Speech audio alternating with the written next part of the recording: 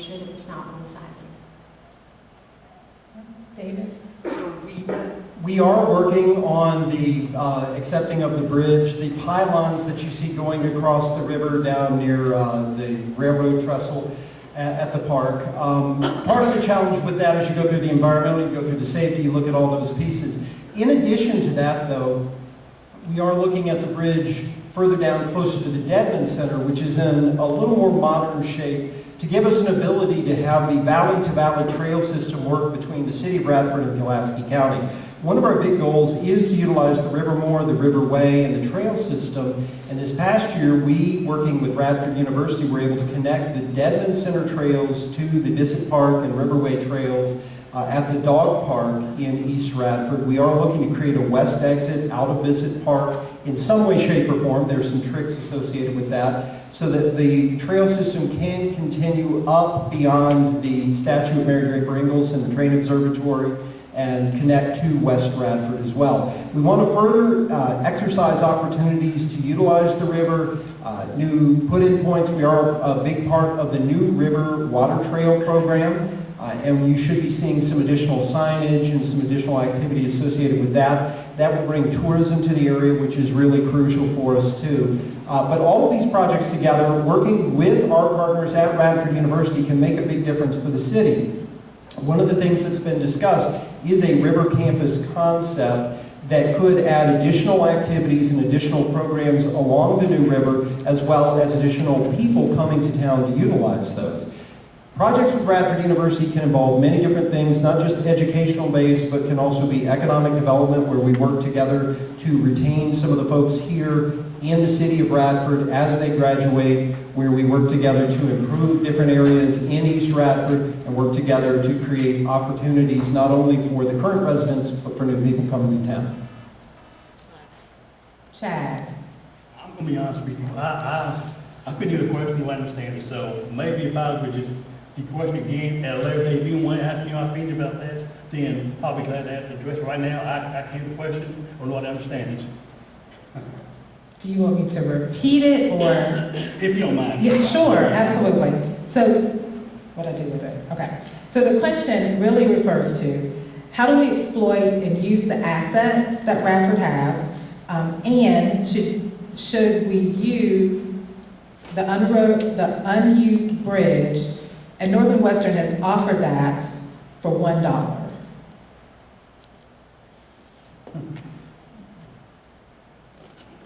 I think, like David said, we need to just invest money in expanding those assets and see where it leads. Seth? Yeah, I think our natural beauty is one of the best assets we have. We live in one of the most beautiful places in the country. Utilizing our river as much as possible is obviously beneficial for the city. As far as receiving the old rail track for $1, I'm going to echo Kelly on that. I would feel, before I could have an opinion on that, I would really like to look at the numbers on that and what that entails. Another asset that I think that's overlooked is Cracker's Neck. I think there's a lot of opportunities for outdoor economic development there, whether that's walking trails or possibly a shooting range that even the police officers could use, whether it's a joint private partnership. There's just a lot of possibilities there if we're looking at ways to enjoy our natural habitat. So, thank you. And Jesse? Yes, there's several parts of this question, so I'm going to try to hit them all. One is RU.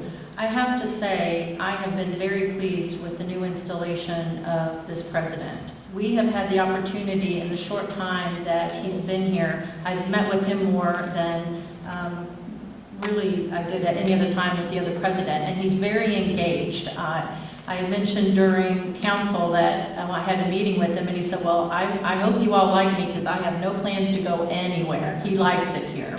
So I think that really, as far as the university relationship goes, it's a relationship that we've just barely tapped into, and right now is a prime opportunity to do that and to have further collaboration. So everything is positive on that forefront. The New River. Well, the tubing has not gone as well as we had planned. Council has really wanted to encourage entrepreneurialism opposed to us taking on the tubing, and we've had some starts and stops and stalls with that. So we're still hoping to find someone to partner that would like to take that on. There's a lot of opportunity there, and certainly the city is supportive of that. And the bridge. So, you know, when something's offered for $1, like a bridge, you have to take some time and evaluate that, because we certainly don't want to take on a liability. But we also are very encouraged about making sure that all of our communities are connected. And so that could potentially be a viable measure. But we're looking into that right now, and we're going to be cautious and conscientious. But just know that our long-term goal is to make sure that we are able to travel around all the neighboring communities, and they're very interested in that too. So we're collaborating with them as well. Parks, again, you guys are going to be seeing a lot going on. We've got pickleball courts, resurfacing basketball courts, skate park, and did I say pickleball courts? 30 seconds, please. 30 seconds. Yeah. Just to add on to this and what everybody else has said, we are really focused on trying to make this an even greater asset and greater partnerships so that that benefits the community. But we've also been conscientious of the cost. A good example is the $700,000 grant that the city has just received to work on a new trail system that will take us from Main Street to the park system and to the Riverway. We're trying to do this and bring new money to the city, and we're being successful with that, and that is really crucial. You've got to watch the budget, you've got to make things happen. So I appreciate you all's answer to that question and understanding my bungling thereof. So thank you all. You all did a great job. So our next question really builds on the wonderful assets of Radford, but also how the city can be more welcoming and more inclusive. And so the question reads, how would you respond to Radford's need to be seen as welcoming and inclusive? For example, what would you do to encourage minority businesses?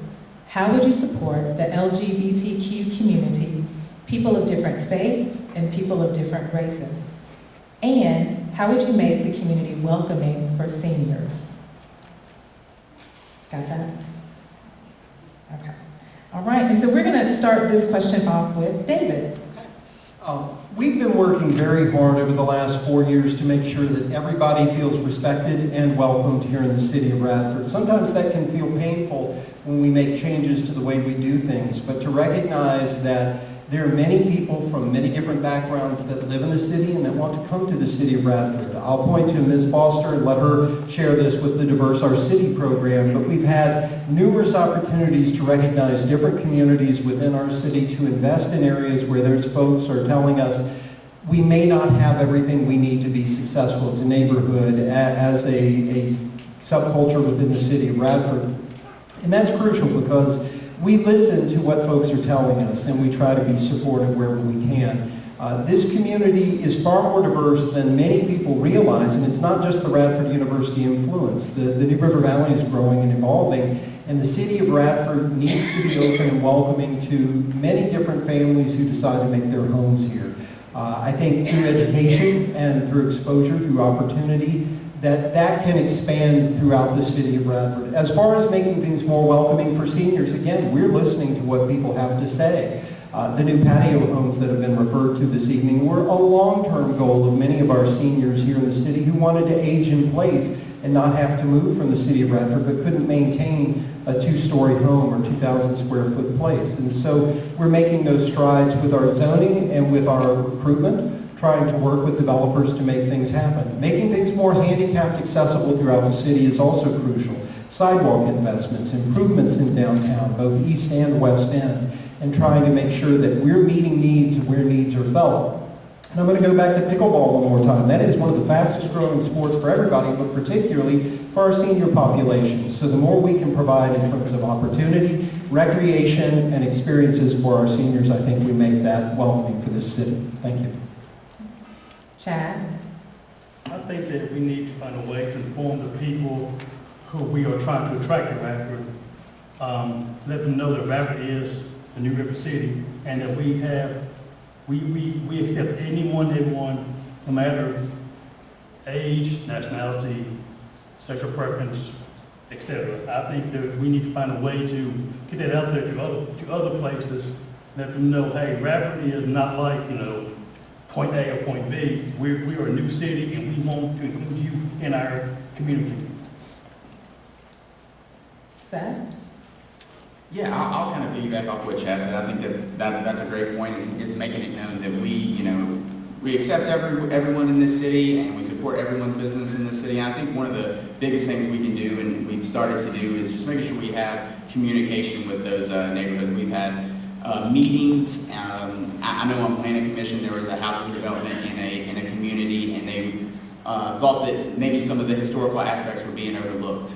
So once they came and they talked to us about that, we actually, the developer went in a different direction. So just making sure that everyone's needs and concerns are heard and represented, I think is a priority for council and should be.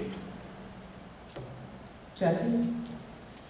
So what the mayor had referred to is, of course, I planned this group and then shortly after we had COVID. And so it's one of my projects that will have to be ongoing now. But the committee that I started was Diverse Our City. And we were recruiting and attracting folks from all walks of life in our community. Actually, we even had a few folks from other communities engage and want to be involved. And mainly it's several things were going to be our mission. One is to make sure that we are welcoming, that people feel safe here and they know that they're valued. And it's also how to celebrate our differences and our diversity. So that is going to be one of my goals when reelected. I want to get that going again. And so any volunteers out there, be looking for that if it's something you're interested in. One of the things that we've done as a council is make sure that we are approachable and have an open door policy. What we've asked from all of our citizens in our community is to open your eyes. Things that you see every day, really look at. If there's a pothole that's annoying, let us know about the pothole. Just don't keep being annoyed with the pothole. Tell us about it. And we've been able to do a lot in regards to park improvements. It was brought to our attention about a couple parks, sidewalk extensions, sidewalk improvements. And so these are small measures that make a huge difference in our community. And so that's something that we want to make sure that all of members of our community know.